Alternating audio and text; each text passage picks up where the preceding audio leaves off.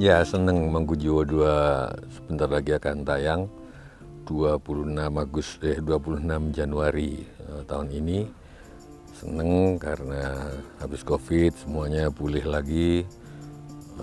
Bioskop sudah mulai rame. Seneng karena juga ada banyak film horor dan kami berharap yang horor yang Mangkujiwo 2 ini ngasih warna yang lain sehingga melengkapi horor-horor yang sedang menjamur sekarang ini.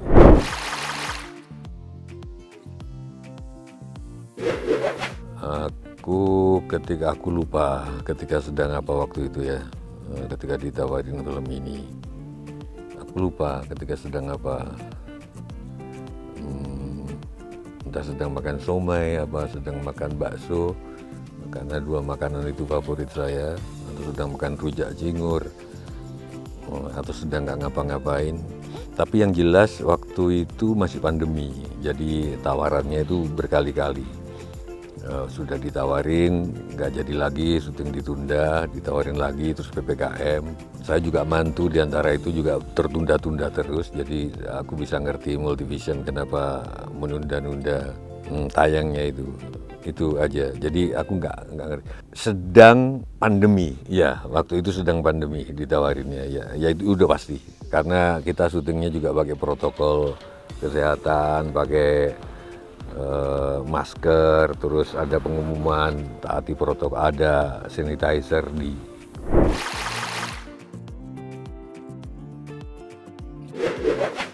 Berkisah film Mangkujiwo 2 ini berkisah tentang yang sebetulnya nggak harus nonton Mangkujiwo 1 karena terkaitnya nggak langsung, tapi kalau penasaran silahkan. Jadi bercerita tentang sebuah sekte kepercayaan sekaligus kerajaan bisnis yang bernama Mangkujiwo. Jadi saya di situ sebagai Brotoseno yang memimpin Mangkujiwo ini. Dasar dari bisnisnya Mangkujiwo ini adalah perak dan batik, juga bioskop.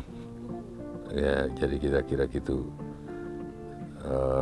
Brotoseno menggunakan hal-hal yang rasional untuk menguasai kerajaan bisnisnya, tapi juga menggunakan yang irasional seperti orang-orang sekarang, ya ada kerja kerasnya tapi ada juga ke orang-orang pinter dan lain. Nah, Brotoseno menggunakan dua-duanya.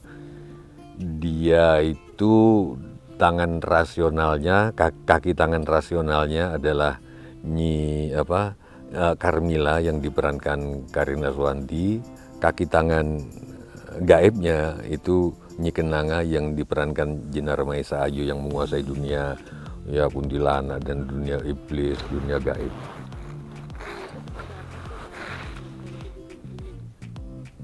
Karakternya seperti apa nanti biar penonton yang menilai Brotoseno ya. Tapi yang jelas dia orang yang rasional tapi sekaligus irasional. Mungkin kita bisa tebak-tebak sendiri karakternya seperti apa. Dia bersandiwara bukan saja di depan penonton tapi juga di depan karakter-karakter lain.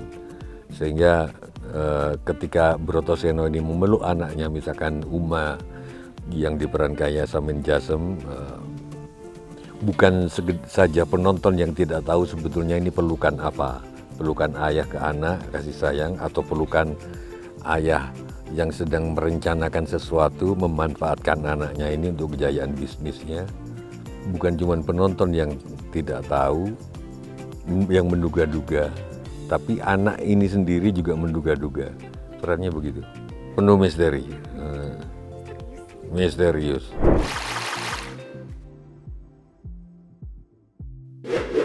Kalau dunia gaibnya nggak terlalu tantangan ya, karena itu dunia aku sehari-hari. Mungkin jahatnya yang nggak, karena aku nggak jahat ya sehari-harinya. Itu nggak tahu ya, jahatnya tanya istriku aja, aku jahat atau enggak, atau tanya teman-temanku. Brotoseno ini jadi dunia mantra, dunia dupa, dunia kemenyan, dunia wangi melati, dunia kaca kembar pengilon. Itu bisa dibilang hampir juga dunia sehari-hari saya. Cuman di sini ketika menjadi peran jahat, aku juga nggak tahu kenapa di film-film aku selalu jadi peran jahat. Nggak tahu kenapa. Peran-peran yang datang Cuman bedanya sama orang-orang jahat yang lain, di orang-orang jahat yang lain itu mereka tahu bahwa mereka jahat tapi melaksanakan itu karena kepepet. Misalkan jadi gembong narkoba, misalnya jadi penadah sepeda motor atau penadah gitar, barang-barang antik. Tapi yang di Brotoseno ini, dia melakukan itu tapi yakin bahwa dia benar. Karena kalau bisnis ini jaya, maka yang dapat manfaat banyak, masyarakat sekitar, karyawan, ada banyak. Jadi dia bukan melakukan bisnis Mangkujiwonya ini si Brotoseno karena terpaksa atau udah tahu itu dunia gelap. Dia enggak. Pesannya sutradara begitu, dia yakin.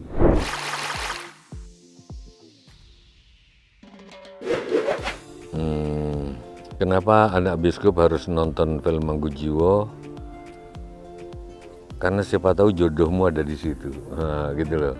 Ketika nonton film Mangkujiwo, tiba-tiba ada yang terkilir, terus dibantuin, terus terus saling pandang, rumahmu di mana, nama, atau siapa tahu ketika nonton Mangkujiwo 2 ini ada penonton di belakang yang berisik, buka plastik makanan, terus kita marah-marah, diam aja, terus nanti di luar, kamu yang tadi berisik ya, terus berantem, kamu nggak punya aturan, nggak punya ini, tahu-tahu saling dulu dan jatuh cinta, gitu.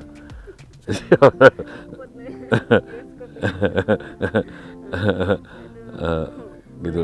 Siapa tahu di dalam bioskop itu ada orang yang di depan duduk menyalakan HP, kan silau, terus terjadi